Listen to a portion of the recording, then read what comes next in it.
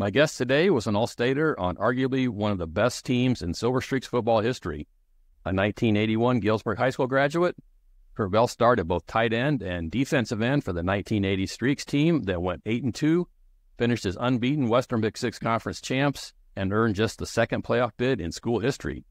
He's a two-time member of the Galesburg Athletic Hall of Fame, both as an individual and as a member of the 1980 team that was inducted just a couple years ago in 2022. But as talented as he was on the football field and basketball court, teammates and coaches recognized Kurt as a leader, a trait that he's carried throughout his college and into his professional life. He went on to play football at Indiana State University, where he was an honorable mention All-American and first-team All-Missouri Valley Conference player for the Sycamores. Kurt is the longtime president and CEO of HUI Manufacturing in Kiel, Wisconsin. And for full disclosure, he's a full friend of mine, but he's a former classmate and junior high teammate of mine. Kurt, thanks for joining me on WGIL. Sure, Jay. I wasn't sure you were introducing me or somebody else. Yeah, that was one of my longer intros, so we got that out of the way. Now we'll get into the good stuff. Yeah, we go back a ways. I think it all goes back to the YMCA with your skyhook that I could not. Yeah, the Surfers and Mustangs. Yep, that's right. Yep.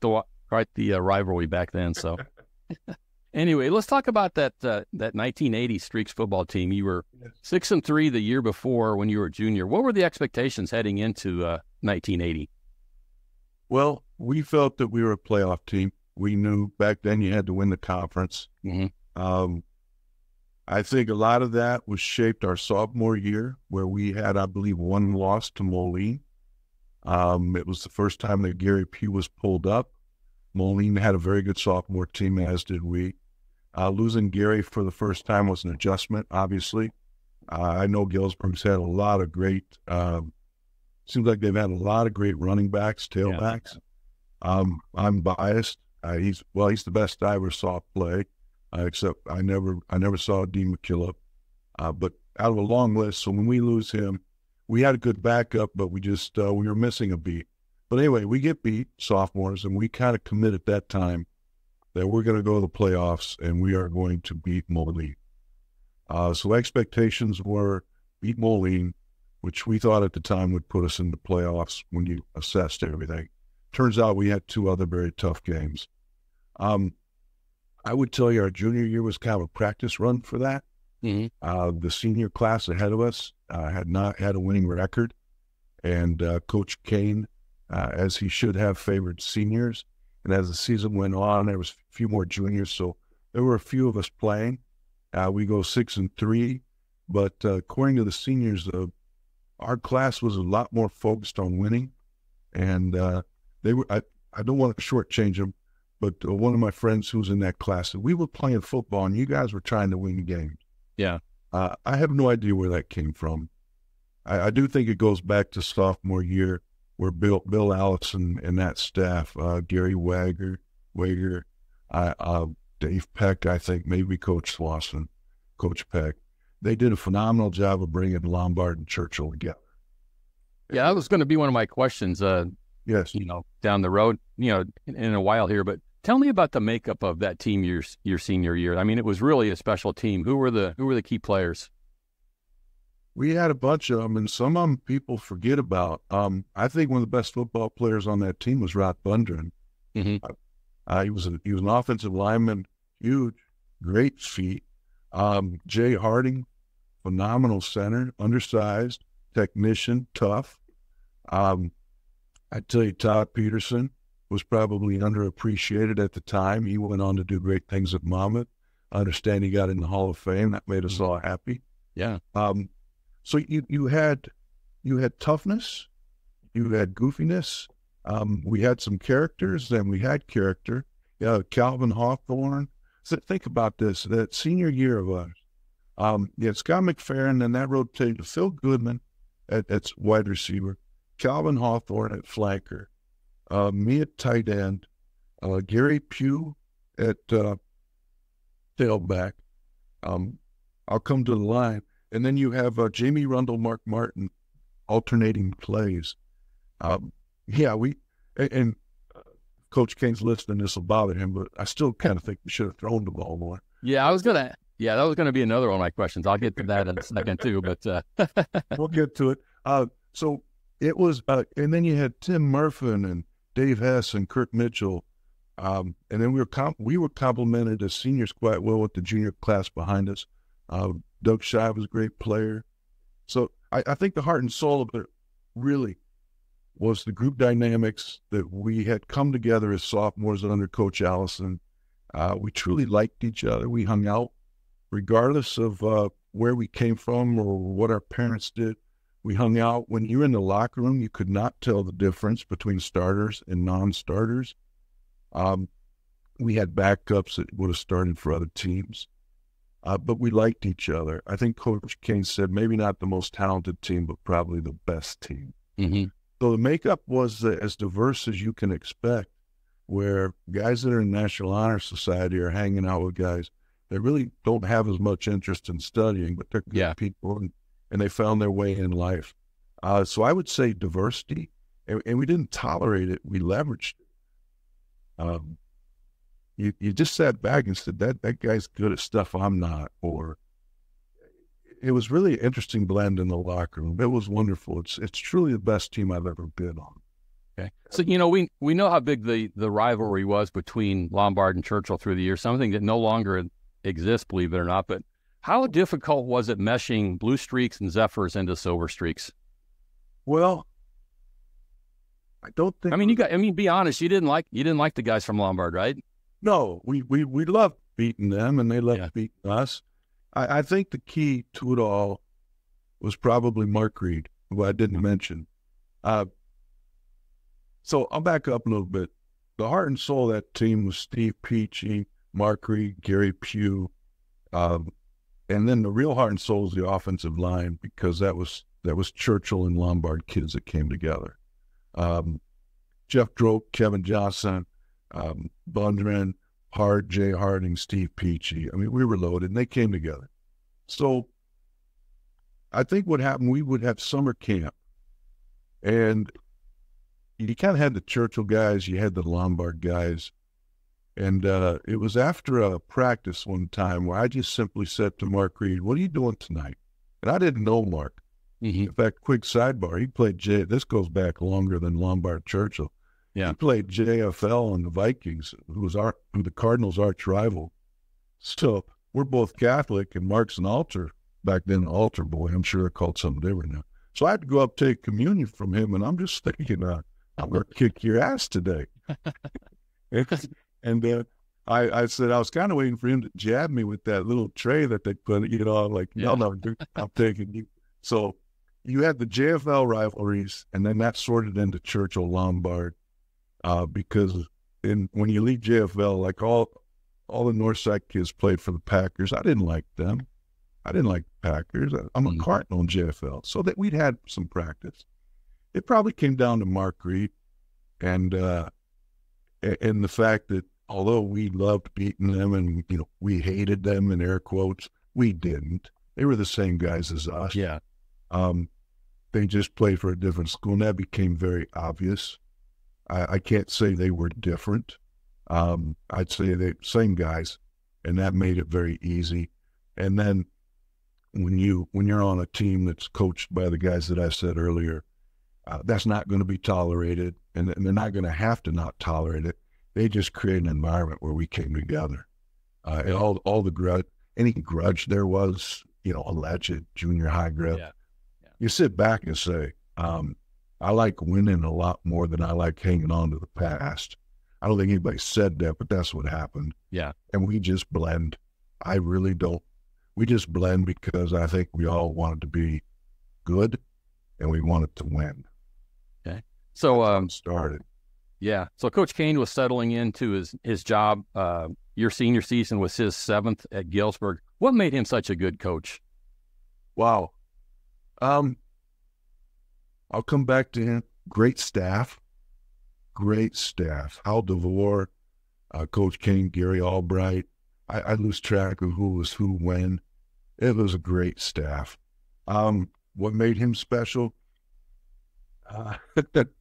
This must be a old Catholic memories. I'll tell you one thing that makes him special. When he does the reading at Corpus Christi, every one of us felt he was staring right at us. The long story short, he commanded your attention in a good way.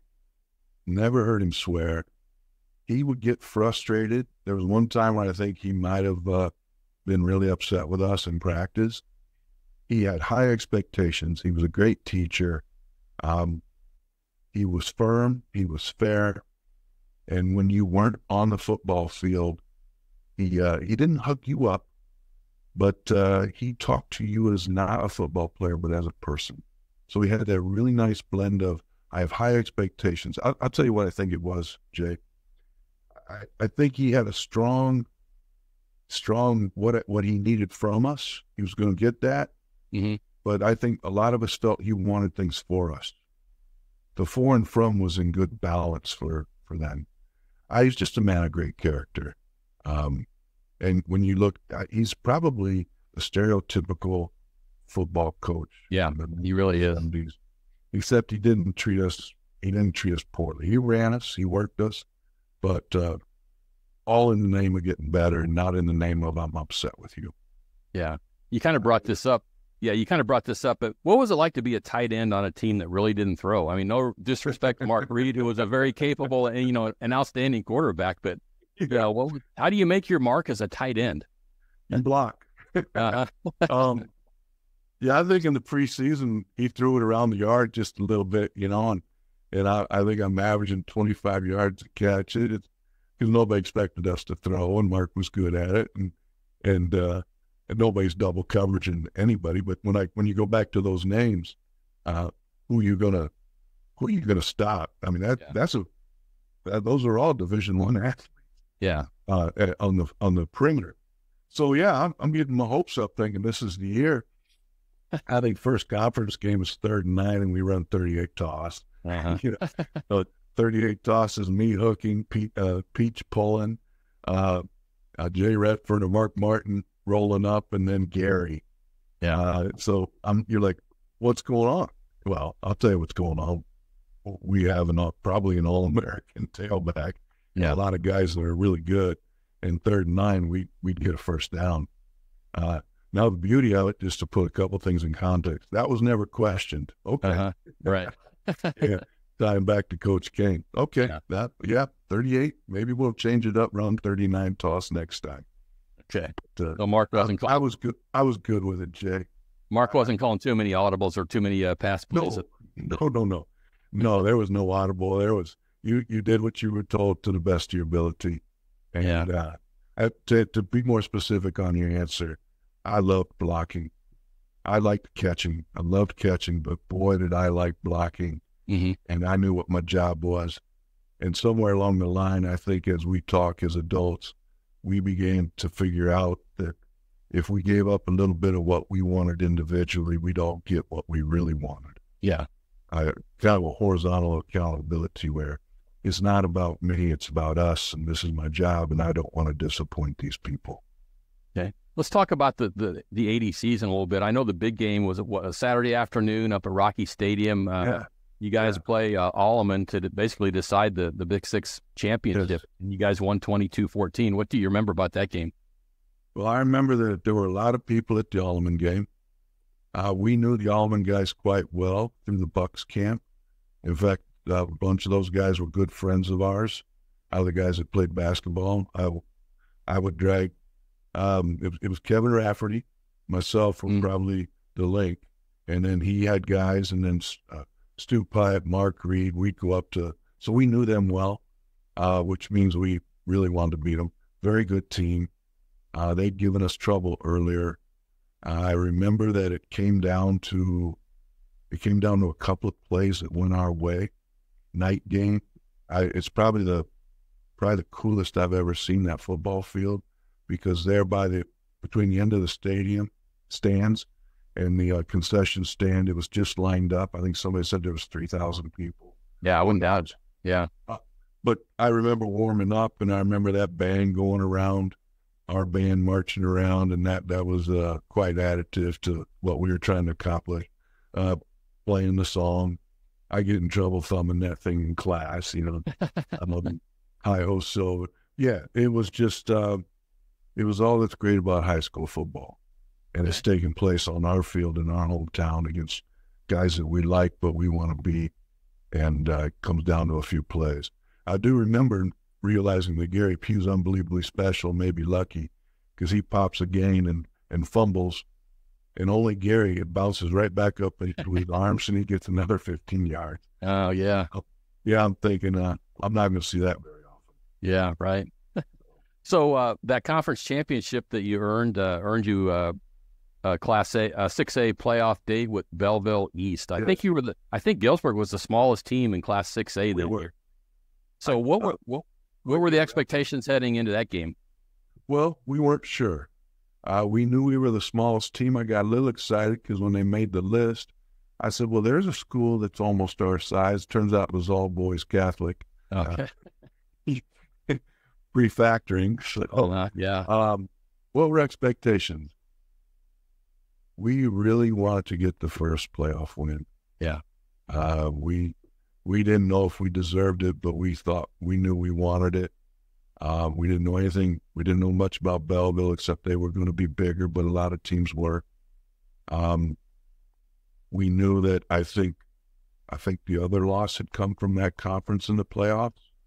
Jeff Flater, who was on that team as a corner, his older brother, I think, might have made the playoffs and gotten beat by a team out of that conference. Mm-hmm. So Jeff was pretty good at letting us know how important this was to a lot of older guys because he was tapped into that through his older brothers. Yeah. Hoping for the best. Confident but not cocky because we just knew that it's Illinois high school football and you had to win your conference. The numbers were down, so these were the best of the best. I think we went down and we got very excited because you don't want to hurt a guy, but you don't mind when the other guy. We knew how good their tailback was, unbelievably good. That's all we heard about in the lines. Well, he gets hurt in the first quarter, and we're pretty jacked and excited because we think this is going to get easier. What we didn't know is that the starter had some trouble and was suspended until halftime. This was their second string running back. Yeah. It was quite good, by the way. And I guess what it came down to was he's either going to come in the third quarter, or if the second stringer gets hurt, we got to put him in the first half. Yeah. Things changed quite quickly there. However, I don't know if I remember right, it was a pretty close game. Yeah, you lost 28-17, so not, respectable. Yeah, I would tell you that on that day they were better. They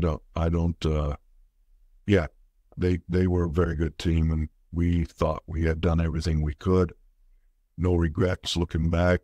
I think most of us thought we had accomplished what we wanted to, and that we had given our best in that game, and on that day it wasn't good enough. It was very, very sad. Yeah. And Peachy, I think it ended up in the paper. I don't say many smart things, but somebody thought this summed up the season. I think they interviewed Steve and I and Coach Kane, and they said, how do you feel about the loss? And I said, I don't mind getting beat. What I do mind is that I'll never play these guys. Yeah. Yeah. That was definitely a special group. So this is for me, it was. Yeah. This is Jay Redford. I'm talking to 1981 GHS grad Kurt Bell, former star football player for the Silver Streaks. What was the college recruiting process like for you, and how did you land at Indiana State? Well, I'll start with your first question. Start out fun, wonderful, and it ends up miserable. Oh. Eventually you have to decide. Yeah. And not that I was heavily recruited. I was recruited by most of the schools in Illinois. U of I touched me a little bit, but at that time, that wasn't. I didn't have the numbers for them to stay on me very long. So it was Eastern Illinois, Northern Illinois, Illinois State, Western Illinois, Idaho State, believe it or not, because I think his name's Nick Pappas, had come out of our conference at Rock Island, went out there, so they thought Big Six was pretty good football. And then I was recruited by Naval Academy in West Point. So it starts out wonderful, Jay, to feel wanted. And I was a little geographically challenged. I wasn't quite sure where some of those schools out of state were. I didn't know. I'm like, is Indiana next to us, or is Ohio in between? Listen, for those who are listening, this is all pre-Google, pre-everything. Yeah. You actually had to open a map, and at 17, I hadn't opened many. No shade on the Galesburg School District. That's okay. So it was interesting, and what was real interesting, I could tell a lot by the school by who they paired me up with. So the way it works is they try to find a guy that's a lot like you, and then they have him show you around. And if a school misses that, it's a big deal.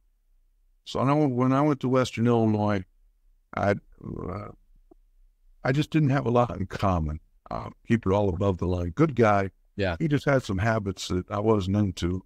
Okay. And when they happen on Sunday morning, you're thinking, this ain't it for me.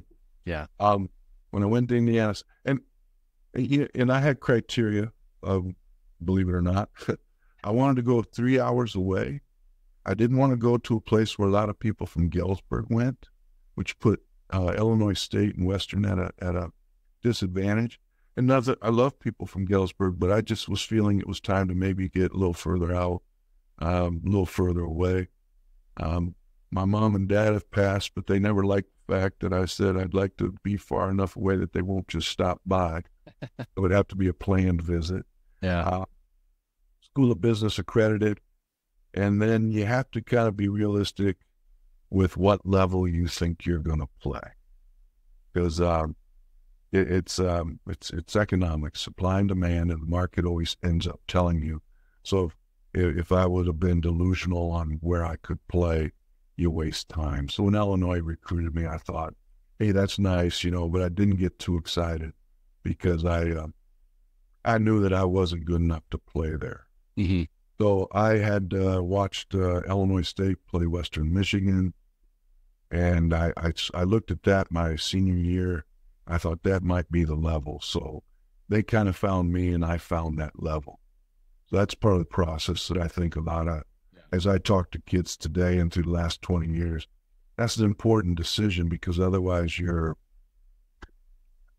wait, at a minimum, you waste time, but you actually kind of do yourself harm because you don't talk to people that maybe you should, because you're going to go Big Ten and you just aren't a Big Ten person. Yeah. I took my visits, Jay, loved Northern Illinois. That's where I was going to go. There was a guy out of Rockford that was going to Michigan, tight end. I knew his name. I think his last name might have been Sims. He tight end, defensive end, just like me. A little bigger, a little faster, a little stronger. So he's going to go to Michigan. I'm going up to see Bill Mallory, and I sit for the Sunday meeting, and he says, if you would have come in last week, I'm offering you. However, this guy decided to stay close to home. He's coming to Northern Illinois. And Mallory says, this is when I BS you into walking on, but you're going to get a scholarship. He's actually the only guy in the whole process that was 100% honest. Yeah. Later on, Bill Mallory's sitting with Coach Rates, and Coach Rates is a great friend of mine, the head coach at Indiana State. And I thank Bill Mallory for his honesty. Then I look at my friend Coach Rates and say, you told me about 3 lies. And that's why I came. He goes, it worked out okay. It did. Yeah. Long story short, I went to Indiana State and it just felt right. Yeah. It just felt right. Trusted my gut and made that decision. And all worked out, and you had a great career there. I did. I fell into a situation very similar to Galesburg, where the 1983 teams, the 1984 teams were very, very similar to the 80 team, where the diversity comes together. And it was really, I'd felt it before. And at the college level, it's never going to feel like high school, but it was as close as it could possibly be. One of those teams is in the Hall of Fame, and the other one would be the next team to go in, I think. So, yeah, it worked out well, Jay. Yeah. So like I said, your teammates and coaches always rave about your leadership skills. Did you ever consider coaching as a career? I did. After I left Indiana State, I went to Southern Indiana, started my business career, and then I wanted to get my master's, and I came back and I was a graduate assistant. So I was a graduate assistant for Coach Rates, and then I was a GA for Dave Magazoo, who went on to the NFL and was a tight ends offensive line coach, very good coach. And then that's where I became friends with Sean Payton, because we were the two young guys. He was an assistant, so he had money, and I knew Terre Haute. So we hung out, but I was his GA. Okay.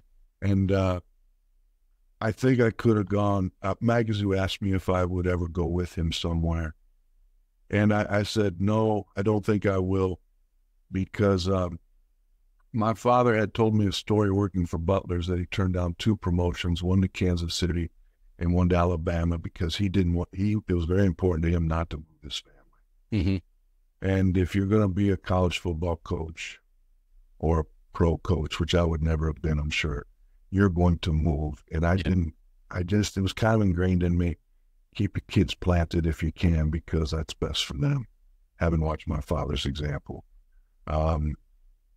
So I did think about it. It's actually part of my semi-retirement plan.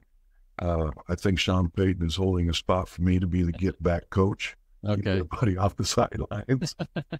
And when he took that analyst job, I said, well, I guess I can't be your get-back coach, but I will be your go-get-me-a-Starbucks guy. Okay, yeah, that's not a bad gig either, right? Yeah, we joke about that, but I ended up coaching 20 years of high school, and I think that what I'd like to do when I retire is get back into coaching, probably at the Division III level, locally, near my hometown, where I'm home every night. But no, it just wasn't a lifestyle that I thought would be fair. Would not be part of how I wanted my life to go. Yeah. We've talked about Coach Kane, and you've mentioned some of the other assistants. I mean, what impact do coaches make, not only during your career, but, life, I guess? Yeah. You and I have talked, and if you play ball in Galesburg, anything, I think that when I talk to my friends and guys I played with, we all feel very fortunate that, and other people don't have this. When you sit in the college locker room and talk about coaches, they didn't have they didn't have Phil Erickson at Lombard. They didn't have Coach Pogue at Costa, Bob Morgan, Bill Morgan, Dennis Selman, and Mr. Bunch in the junior high level. And then when you get to high school, they didn't have a group of guys that were friends, good men. So I felt blessed to go through Galesburg. I had coaches that didn't know as much football as maybe other coaches, but I didn't have a bad person coaching me. Yeah. So the impact, the good ones, most of them at Galesburg, they were coaching you to be a better person as well as they were trying to teach you something. Yeah. It's like you taught how to block, hand placement, feet, who you block. But really at the high school level, especially, because then you're kind of ready to listen to that type of thing. We were coached on how to be decent people. I mean, the expectations were you're never going to treat a teammate poorly. There's no hazing. Everybody's equal, regardless of whether you start or you don't start. They're still part of the team. Everybody has a role. These are all messages that translate very well to the rest of your life. Mm-hmm.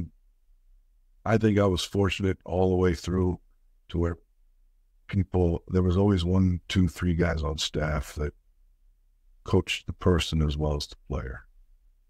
Now, when you talk to other people, when you sit in the locker room in college, not everybody had that experience.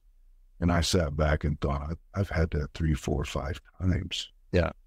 And I thought, and watching my kids, I think it's a little more rare because most coaches now, they're not bad people. They just aren't in the building. Mm-hmm.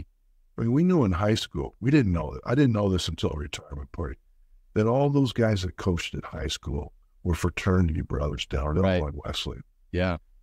They knew what we were doing all the time, and they didn't mind telling us stop.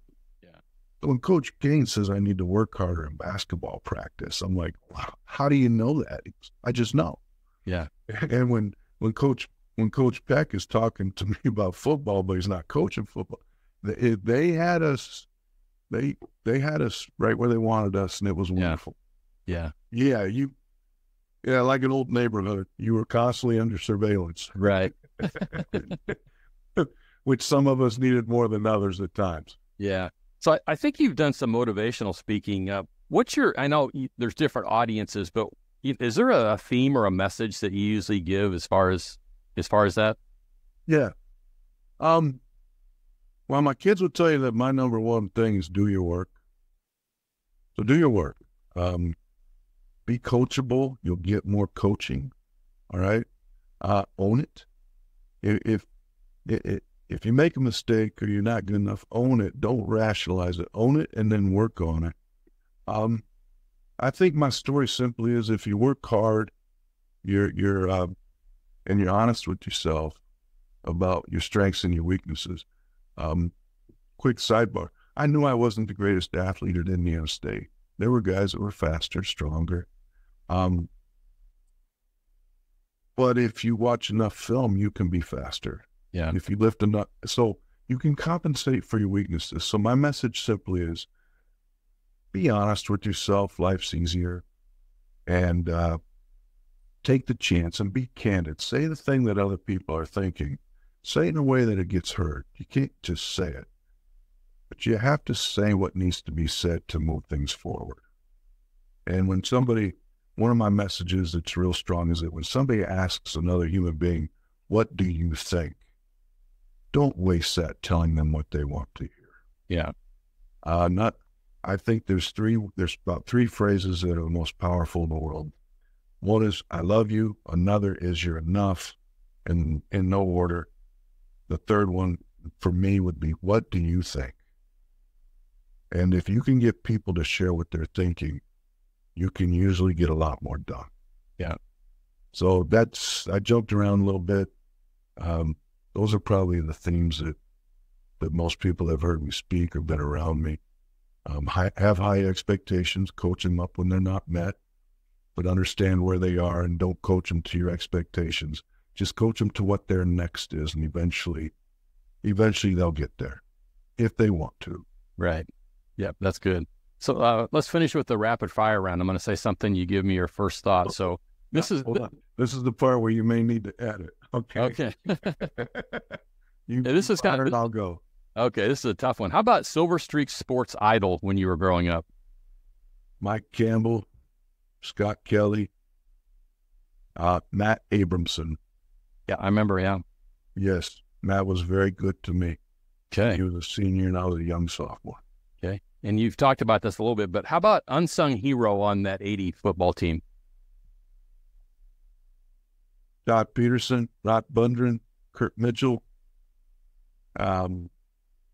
Jamie Rundle. There's others, but that's rapid fire. That's what I got. Okay. How about you get to pick any era to play high school sports? Are you staying in the early 80s or are you picking something else? 70s. 70s? Okay. Music was better. Yeah, that's for sure. I would agree with that. So I think that 70-80 period was maybe I will say, obviously I'm biased, but I grew up watching phenomenal teams. Yeah. The football team and 70s would be close. That's probably, if I had to pick a different one, it'd be 70s. Okay. We've talked about coaches, but how about most inspirational teacher or teachers when growing up through the Galesburg school system? They have to be coaches? No, us about teachers. Yeah. Mr. Aldrich at George Churchill, civics teacher, played big band music during the lunch break, bothered us at first, and we all, by the end of the semester, we all kind of liked Benny Goodman, Glenn Miller. I mean, I still listen to some of that. Uh-huh. So Mr. Aldrich, Mr. Bob had a very big impact on me because of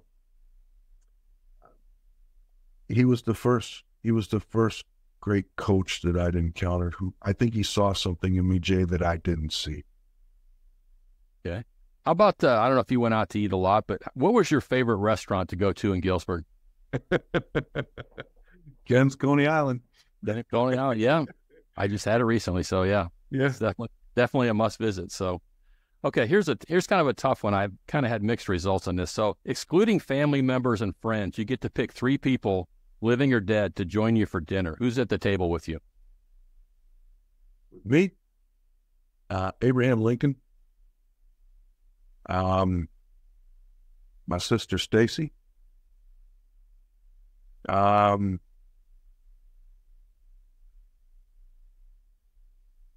I'm missing one. Those 2 for sure. Oh, here, the guy that shot JFK. Okay. The real guy, Jay. Okay, yeah. Being named. Invite me to your conspiracy theory blog. Okay. Podcast. Okay. And finally, Galesburg. What does Galesburg mean to you? Everything. It means family, it means friends. It means, I think that you and I grew up in a town that was much more diverse than most, and it gave us windows into situations that we might not have grown up into, people that were better off, people that might have had it a little tougher. So I will tell you that